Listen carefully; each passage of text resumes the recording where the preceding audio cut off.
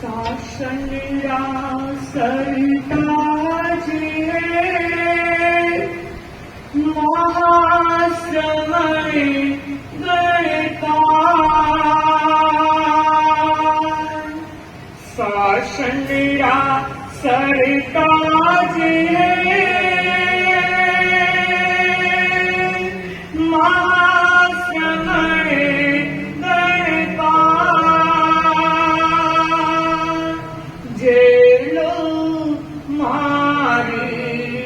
वंदना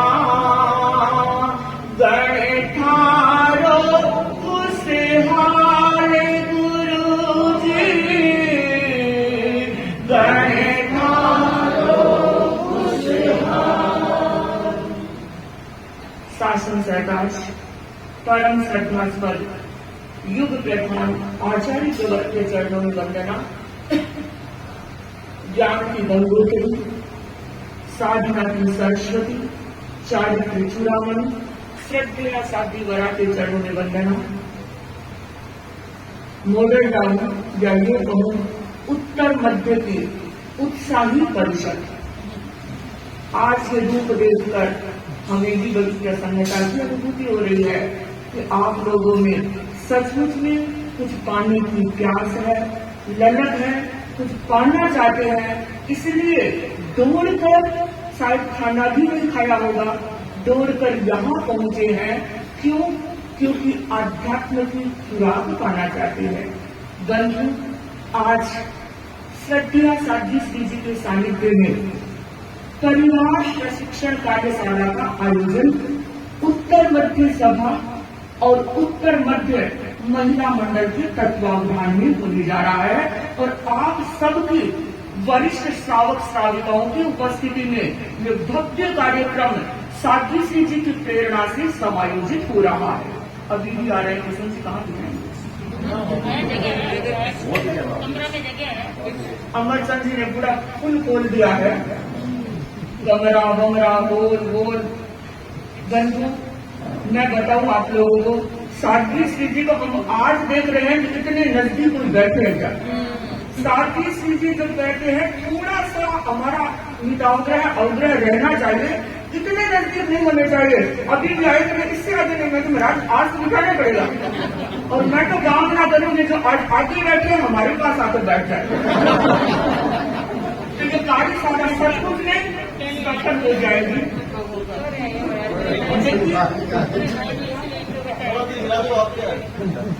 अरे ऐसा होता है तो थोड़े कुछ मासा भी वीडियो बना सकते हैं। चलूं मैं इस विषय पर। स्वामी विवेकानंद एक बार अमेरिका गए, प्रवचन हुआ उनका, गजब का प्रवचन। और बंधु, जिसने भी प्रवचन सुना गदगद हो गए। भारतीय संस्कृति और संस्कारों पर उनका प्रवचन था और अनेक उस समय भारत के लोग प्रवासी वहां बैठे थे और अनेक अमेरिकन लोग भी बैठे थे। और बंधु, प्रवचन जब पूरा हुआ तो एक विदेशी, एक अमेरिकन भाई उठा और स्वामी जी से पूछा, स्वामी जी, आप भारत को छोड़कर अमेरिका में आए हैं, लोग यहाँ आना चाहते हैं। आज मैं आपको पूछना चाहता हूँ कि आप यहाँ बैठे हुए हो, यहाँ बैठने के बाद आपको भारत की भूमि कैसी लग रही है? बंधु, स्वामी जी के रग रग में, खून के हर कतरे में भारतीय संस्कृति समाई हुई थी और उन्होंने कहा, भैया, भारत की भूमि मेरे लिए बचपन का झूला है, भारत की भूमि मेरे लिए बचपन का झूला है, यौवन की क्रीड़ा स्थली है एवं बुढ़ापे के लिए शरण स्थली है। बंधु, सबने मोह ले रखा है। बंधु, मैं ये कहना चाहती हूँ, स्वामी जी ने ये कहा था कि भारत की भूमि बचपन का झूला है, यौवन की क्रीड़ा स्थली है और बुढ़ापे के लिए शरण स्थली है। और मैं ये कहना चाहती हूँ, ये जो परिवार है वो हमारे लिए बचपन का झूला है, यौवन की क्रीड़ा स्थली है एवं बुढ़ापे के लिए शरण स्थली बनता है। चलिए, जब साथी श्री जी प्रवचन करते हैं तो उम्र में होता है, सब एक तक सुनते जाते हैं, तो मुझे लगता है क्या बात है, भूल गए हैं या फिर मौन लेकर बैठ गए हैं। बंधुओं, अपनी प्रमोद भावना का इजहार भी तो होना चाहिए ना। तो बंधुओं, मैं ये कह रही हूँ, परिवार हर व्यक्ति के लिए बचपन का झूला है, यौवन की क्रीड़ा स्थली है एवं बुढ़ापे के लिए शरण स्थली बनता है। बंधुओं, परिवार को प्यार भरा नीड है जहाँ दिन भर से थके हारे पंछी को विश्राम मिलता है। परिवार वो रसमयी धरती है जहाँ पर हर बीज को फलने और फूलने का अवसर मिलता है। परिवार वो स्वयं संस्था है जहाँ पर कोई छोटा बड़ा नहीं होता, हर व्यक्ति को समान अधिकार होता है। बंधु, परिवार वही इकाई है जहाँ एक ही छत के नीचे अनेक पीढ़ियां रहती है। बंधु, परिवार वह झरना है जहाँ पर आनंद का पानी बहता है। और पूछो इस परिषद से, आप भी परिवार से जुड़े हुए हो, सब परिवार में रह रहे हो, क्या परिवार में आनंद का पानी बह रहा है? क्या परिवार में खुशहाली है? बंधु, सचमुच मैं कामना करूं, यहाँ जो बैठा है साथी श्री जी की जो सानिध्य में आया है, हर व्यक्ति का परिवार खुशहाल है। लेकिन खुशहाल है, आनंद का झरना बहता है, आनंद का पानी बहता है। लेकिन मैं तो कहना चाहती हूँ, ये हमारा परिवार शांति का शिवालय बन जाए, ये परिवार सुख का आलय बन जाए, ये परिवार मंत्रणा के लिए सचिवालय बन जाए। कब होगा? बंधुओं, हमारा परिवार रिश्तों से बंधा हुआ है। परिवार में रिश्ते हैं, माँ बाप का रिश्ता है, पति पत्नी का रिश्ता है, भाई बहन का रिश्ता है, सास बहू का रिश्ता है, देरानी जेठानी का रिश्ता है।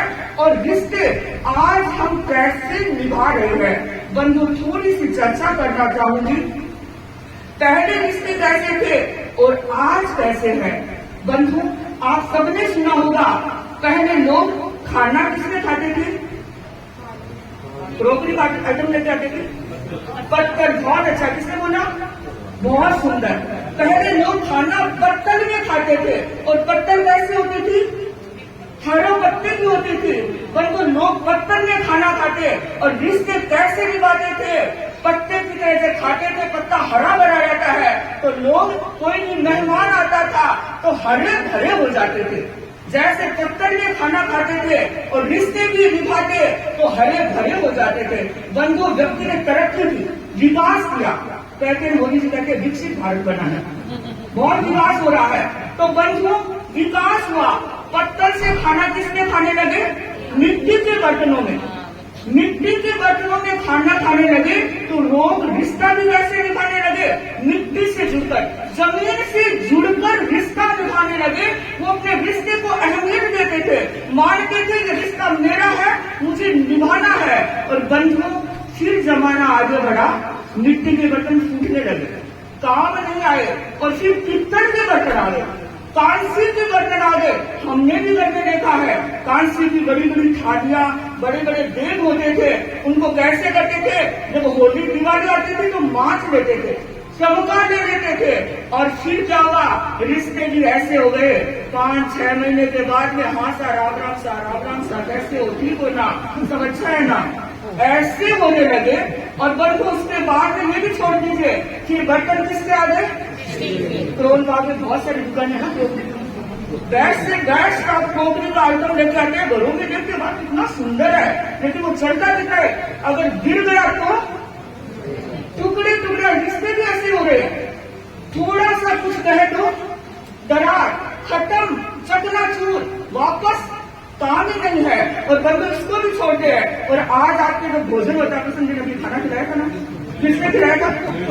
डिस्पोजल में, कागज की प्लेट में आ गई है। क्या करते हो? Use and throw. और रिश्ते भी, अरे मत करना, मैं नहीं बोल रहा। वो रिश्ते, अगर बर्तन आप यूज और थ्रो कर रहे हो, लेकिन कभी परिवार से रिश्तों को यूज और थ्रो मत कर देना। और ये कब होगा?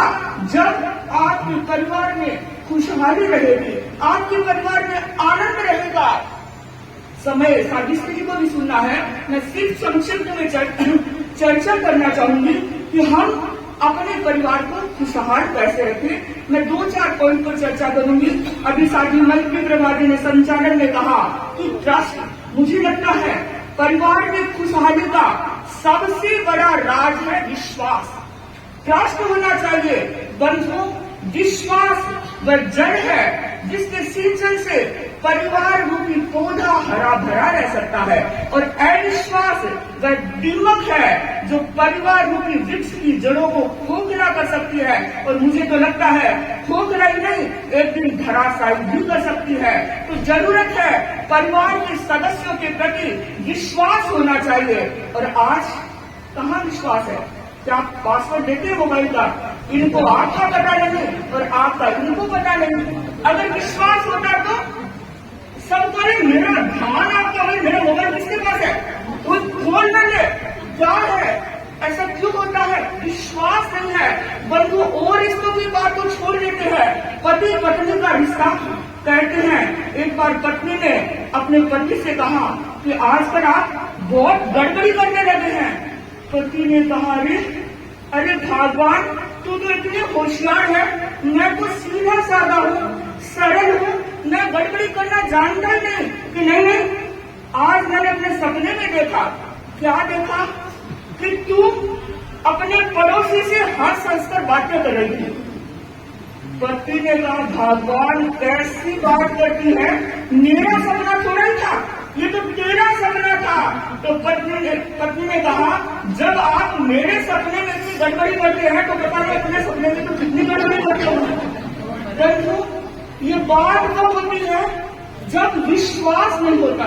और जब विश्वास नहीं होगा तो क्या आप खुशहाल रह पाएंगे? जरूर मन से कह दो, बाहर कह दो बहुत खुशहाल है, लेकिन दिल से छुपी चोरी नहीं होती। और ये खुशहाली कब आएगी? जब विश्वास होगा। दूसरी बात कहूं, परिवार की खुशहाली का सबसे बड़ा राज हो सकता है श्रमशीलता। परिवार के हर सदस्य श्रम देवता की पूजा करे, मेहनत की मेहंदी लगाए।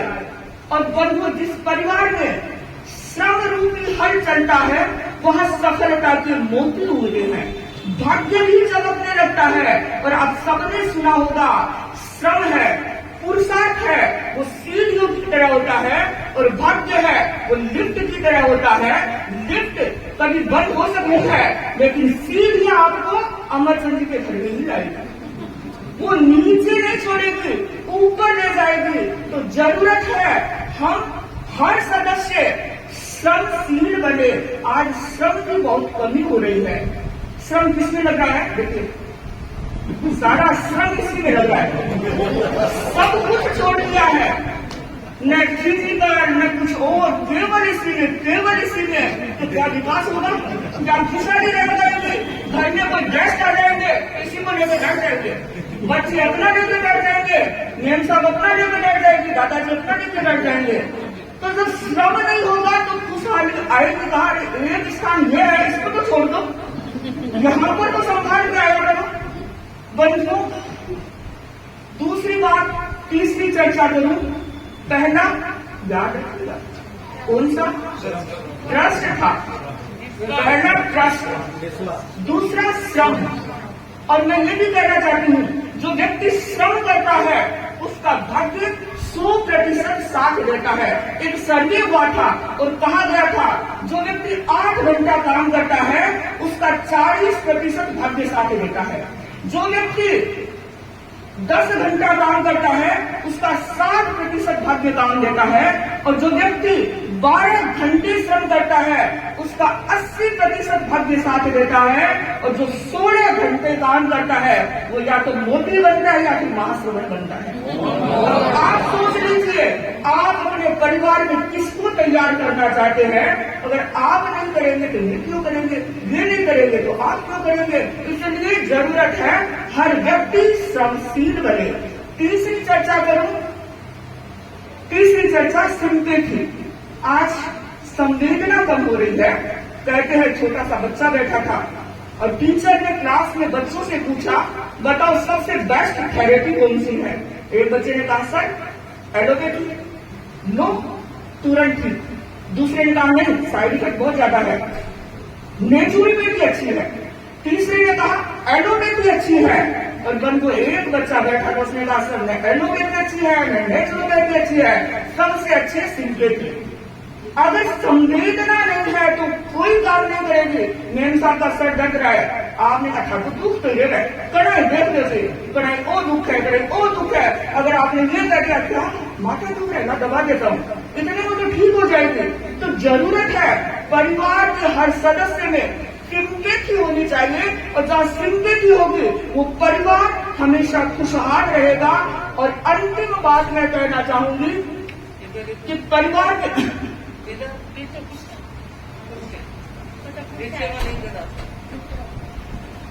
के हर सदस्य में प्रमोद भावना होनी चाहिए, एक दूसरे के गुणों के प्रति अनुराग होना चाहिए। और बंधुओं, अगर हम परिवार के हर सदस्य के प्रति गुणानुराग करेंगे तो परिवार का सदस्य बहुत विकास करेगा। लेकिन आज क्या देखते हैं, बहुत सारे बहन आते हैं, महाराज हमारे पड़ोसी बहुत जो कह तो काम करे महाराज में जावा तो घणो ध्यान रखे, और मारी को मैं मतलब करी बोले बात तो मोबाइल में बैठी रहे। तो मैं पूछना चाहती हूँ बहनों, काम पड़ोसी आएगा या आपकी बहू आएगी? आप हमेशा कभी ये तो कह दिया करो मेरी बहू कौन सी, वो पनीर की सब्जी बहुत अच्छी बनाती है, दाल मखनी बहुत अच्छी बनाती है। बंधुओं, वो आपके चरण दबाएगी, बहुत काम करेगी, लेकिन आपके पास प्रमोद भावना है नहीं, दूसरे के गुणगान करते हैं और अपनों के भूल जाते हैं। तो जरूरत है हम प्रमोद भावना का विकास करें।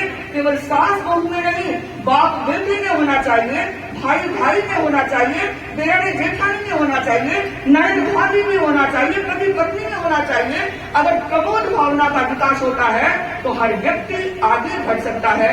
तो और बहुत सारी चर्चा की जा सकती है।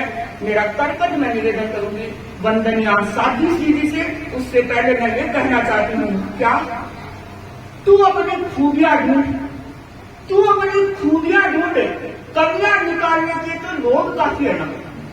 तू अपनी खूबियां ढूंढ, कमियां निकालने के लिए तो लोग काफी है ना। सपने देखने हैं तो ऊंचे देख, नीचे गिराने के लिए तो लोग काफी है ना। रखना है कदम तो आगे रख, पीछे खींचने के लिए तो लोग है ना। पहचान बनानी है तो अपनी पहचान बना, भीड़ में चलने के लिए कोई लोग काफी है। अगर तो अपने परिवार को खुशहाल रखना चाहता है तो परिवार को खुशहाल करके तो दिखा। तालियां बजाने के लिए लोग है ना, तालियां बजाने के लिए लोग है ना।